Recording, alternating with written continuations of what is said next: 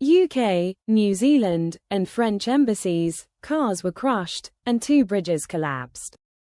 Additionally, widespread landslides were generated by the severe shaking, burying roads and additional structures.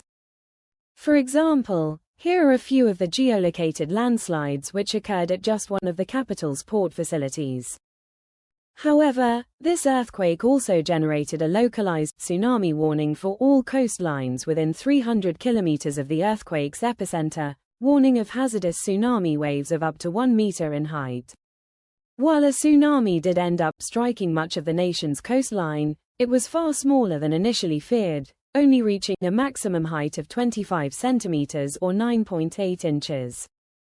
While damage and casualty assessments are still economics ongoing, preliminary U.S. Geological Survey models suggest an 80% chance of the total deaths and economic damage running between these two figures.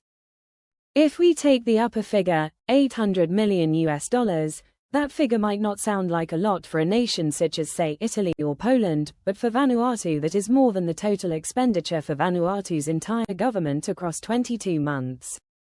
And, even if a more mid-range or lower figure ends up being correct, say $50 million, which I am almost certain is a minimum figure at this point, such a total would be difficult for a nation to pay since its economy heavily relies on remittances. I am not trying to give an economics lesson here, but I think larger nations should give a helping hand in this instance, much like was done after 2022's Hunga Tonga Hunga Hapai eruption in the nation of Tonga. So, why did this earthquake occur, and what might happen next? The nation of Vanuatu, which consists earthquake-caused of 83 islands, is largely, although not entirely, composed of igneous rocks from various extinct, dormant, and active volcanoes. These volcanoes owe their existence to a major tectonic plate collision occurring to the west of the capital, where the Indo-Australian plate is subducting underneath the New Hebrides plate.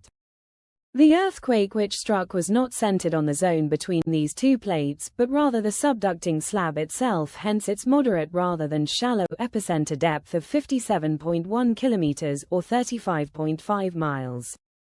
Due to the fact that many lighter minerals in the subducting slab experience partial melting, thus powering volcanoes such as the actively erupting Yasa volcano, and the fact that increasing pressure occurs at increasing depth, this slab gets denser and denser. The denser it gets, the more it sinks into the mantle, meaning deeper sections of the slab are pulled downwards at higher rates than shallower sections. This creates a form of extension, which causes stress to build up until it causes the normal fault to rupture and accommodate some of this movement. Across all of Vanuatu's islands, there have been 69 similar magnitude 7.0 range intraslab earthquakes since 1900, but it just so happened that today's quake was the largest to ever occur close to the nation's capital. More aftershocks are likely to occur in the upcoming days and are most likely to be smaller in magnitude, following a 1/x trend that decreases in abundance as time progresses. These likely aftershocks are why you should not re-enter any buildings that show signs of damage, as these could be accentuated if and when a major aftershock strikes. Also, stay away from any cracks or fissures in the ground running perpendicular to the slope of a hillside, as this